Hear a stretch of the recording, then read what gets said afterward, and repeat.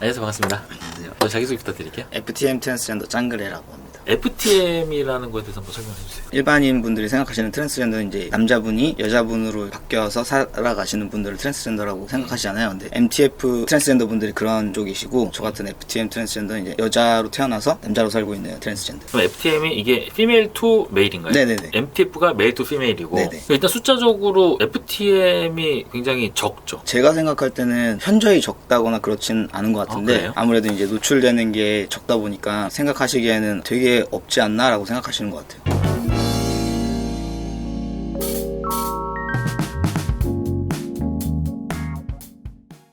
이 정체성을 몇 살 때 아신 거예요? 일단 2차 성징 시작하면서 매우 혼란스럽게 시작했고, 몸이 변화하는 것도 싫고, 저 같은 경우에는 남동생이 있으니까 얘한테 제가 누나인 것도 싫고, 부모님한테 딸인 것도 싫고, 학교에서 여학생인 것도 싫고, 이게 다 싫은 거예요. 신체적 변화뿐만 아니라 계속 저는 남들이랑 다르다고만 생각했는데 주변에 어딜 봐도 저 같은 사람이 없으니까, 그러다 이제 하리수님 나오시면서 아, 내가 저런 트랜스젠더라는 사람이구나를 그때 알게 됐죠. 중학교는 여중이었어요? 아니면? 아니요, 공학이었어요? 저는 고등학교도 공학. 일단 학창 시절에 그거를 오픈했어요? 네, 심리 상태가 그렇다는 거를? 아니요. 일단 하리수님 나왔을 때도 주변에 친구들이 있잖아요. 다 부정적으로 얘기하는 사람들 뿐이었고, 그리고 저한테 제 동생이 되게 큰 존재인데, 제가 그때 이제 여자를 좋아하고 뭐 여자를 만나고 이런 거 동생은 얘기한 적도 없는데 알아가지고 묻지도 않았는데 어느 날 갑자기 그냥 나는 이런 거 다 이해할 수 있는데 그래도 누나가 형이 되는 거는 정말 이해가 안 될 것 같아 라고 얘기를 하는 거여서, 아, 얘가 이해를 못할 정도면 누가 이해를 해주지 싶어가지고, 가족도 이해를 못 해주는데. 네, 그래서 이거는 아무한테도 말할 저기가 아니다 해가지고 계속 그냥 숨기고 살았죠. 학창 시절에 단짝은 있었을 거 아니에요? 고등학교 때는 제 단짝이 다 이렇게 남자친구들이었어요. 네. 그 중에 한 명이 어느 날 꿈에서 나랑 약간 좋은 막 그런, 너무 소름이 돋아서 그다음부터 이 친구들한테는 이 얘기는 해야 되겠다 싶어서 나는 여자 좋아한다. 차라리 이거는 이해들을 어느 정도 해줘요. 받아들여줘요. 트랜스젠더인 것보다 동성을 좋아하는 거는 그래도 조금 받아들여줘요. 그래서 그렇게까지는 얘기를 하고, 트랜스젠더다는 아무한테도 얘기 안 했죠.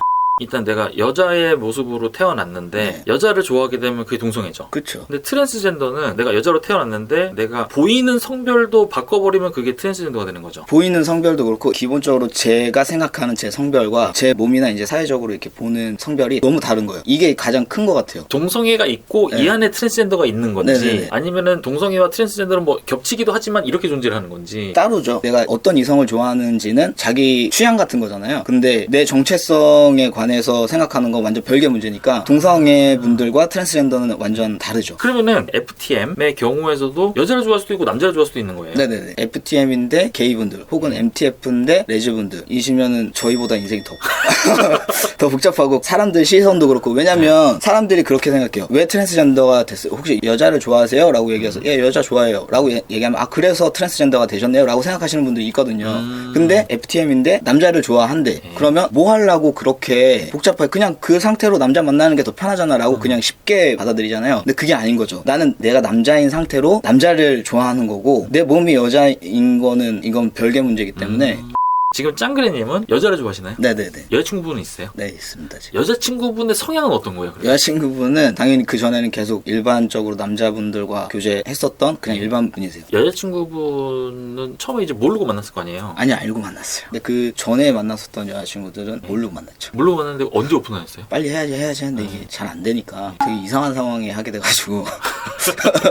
물론 이거 네. 웃자고 하는 말씀이지만 오빠는 왜 계속 날 지켜줘 뭐 이럴 수도 있는 거고. 그러니까요. 근데 그렇게 오래 지켜주지 못해서 그 못 지켜주는 순간에 갑자기 말하게 돼가지고 후타격이 엄청 컸죠. 여자친구분 입장에서 남자분들 만나는 거랑 FTM을 만나는 거랑 차이점이 있으시대요? 뭐 얘기를 안 하는 건지는 모르겠지만 그런 거는 들어본 적이 없어요. 왜냐면 그렇게 생각하고 저를 만나려면 오히려 더 어렵지 않을까요? 일반적인 남자랑 똑같이 생각을 했으니까 만날 수 있었던 거 아닌가 싶어요. 그 전엔 다 모르겠고 일단 지금 현재 남자니까 네, 네. 이제 그냥 남자를 만나는 거 네. 이렇게 이제 생각하면 되는 거죠. 그렇죠.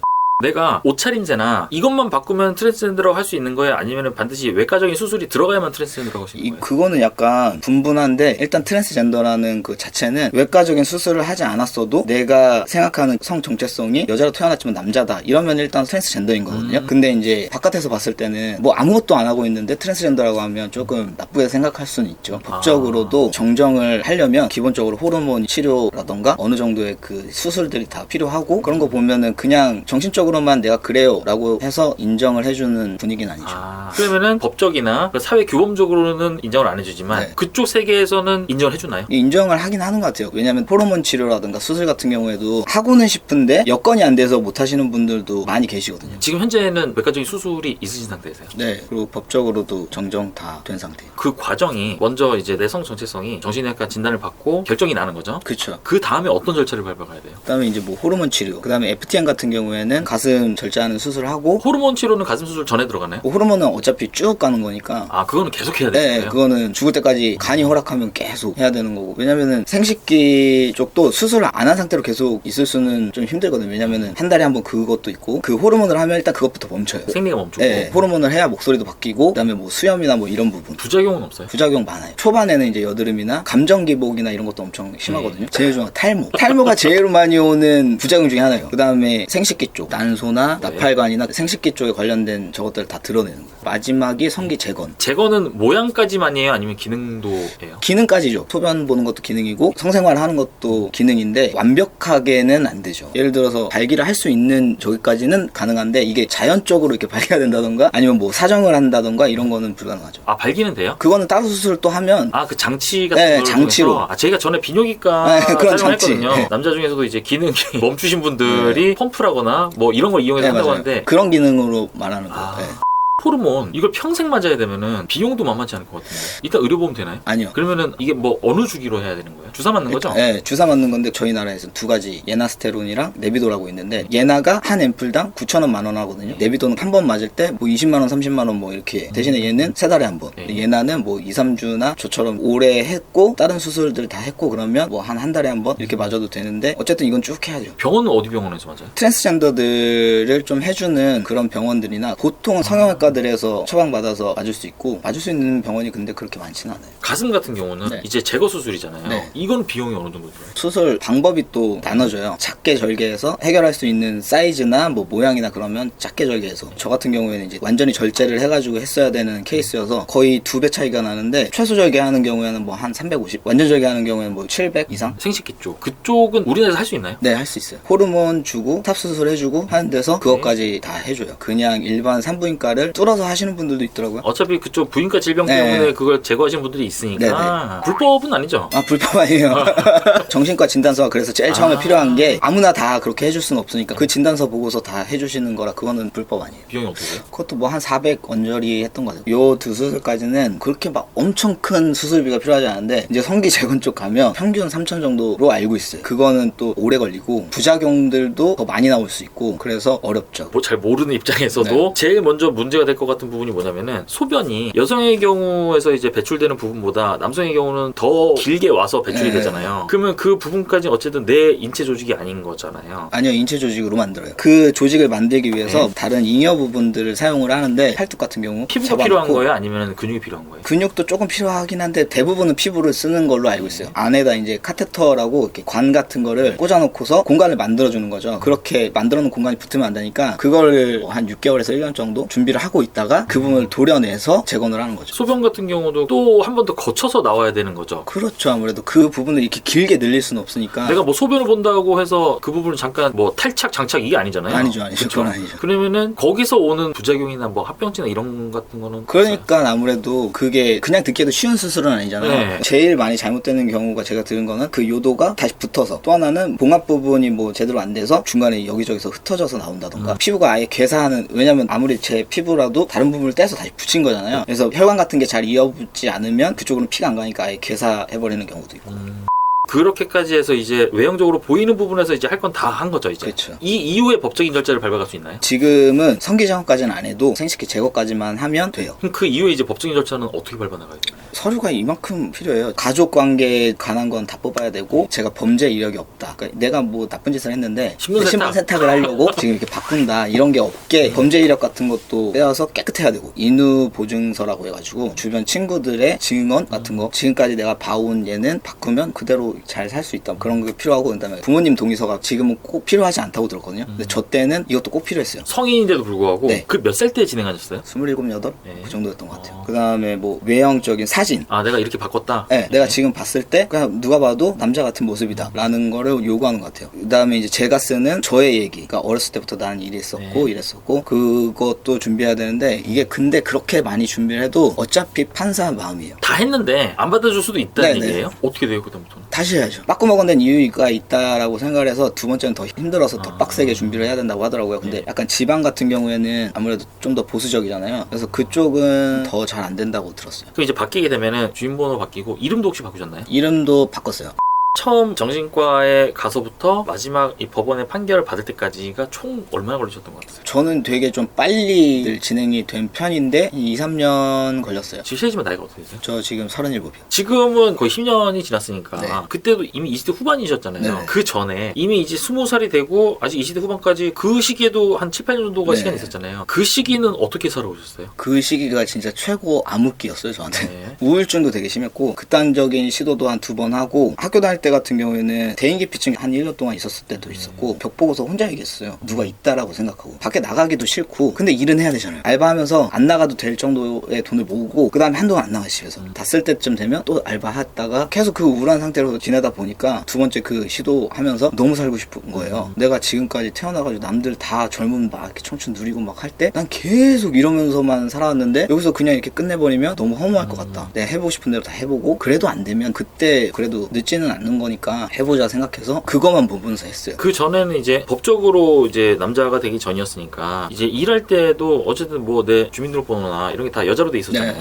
그럼 내가 근무할 때 제시를 해야 되잖아요. 그런 거하고 실제 일할 때 이런 불편함 같은 것도 있었어요? 제일 불편한 게 트랜지션 시작하고 나서요. 법적으로는 여자이고 외모로 봤을 때는 남자일 때 요 기간이 여자 맞아 진짜로? 가슴도 없고 막 이렇게 대놓고 물어보는 사람도 있고 아 이게 트랜지션이 시작되기 전까지는 어쨌든 그래도 여성의 모습은 하고 있으니까 남자같이 하고 다녀도 목소리라던가 보면은 남자같이 하고 다니는 여자네 라고는 알잖아요. 근데 이제 트랜지션 시작하면 어떻게 봐도 여자는 안 보이는 거야. 목소리도 그렇고. 근데 주민등록번호는 여자야. 그러니까 그때가 제일 사람들한테는 그런 시선 받을 때 다 바뀌고 나서는 좀 더 어떤 더 나은 점이 있기를 기대하고서 바꾸신 면이 있나요? 아니면 그냥 내가 살아가기 위해서 필요한 것들이라고 생각하고 이렇게 쭉 진행을 해오신 거예요? 내가 살기 위해서는 필수적으로 이걸 해야 된다라는 생각이 시작을 했는데 하다가 보니까 이게 되면 내가 이제 살고 싶었던 대로 마음 편하게 행복하게 살 수 있겠다라고 생각을 했고 이제 정정이 딱 되고 나서는 아 진짜 나는 뭐든지 다 할 수 있을 것 같아. 막상 딱 되고 나면 어려워요. 제가 항상 당부하는 말 중에 하나가 이제는 세상이 바뀌어서 내가 마음 먹으면 그렇게 원하던 남자로 살 수 있다. 그러니까 그 전에 내가 생각해야 될 건 바뀌고 나서 내가 뭘 하면서 어떻게 살 것인가를 생각을 하는 게 되게 중요하다고 생각한 게 그 전까지는 저는 미래에 대한 생각이나 이런 걸 하나도 안 한 거예요. 저는 항상 얘기하던 나는 한 35 정도 되면은 그냥 안 살고 싶어 였는데 이제는 그 이상도 살 수 있고 이제 절대 나는 그럴 일이 없다라고 생각했던 이제 결혼도 아 이제 할 수도 있겠구나 라는 생각이 들고 하니까 이제 더 미래를 생각해야 되는 거죠. 아, 그 전까지는 당장 이제 그것보다 내 앞에 닥친 문제들이 있으니까 이걸 해결하기 위해서 노력을 했는데 여기에 매달려 있다 보니까 이게 해결되고 난 이후의 거를 미처 생각해 볼 시간이 없었다는 거죠. 그것과 동시에 저는 제가 다 바뀌었으면은 이제 마음 편히 살 수 있을 거라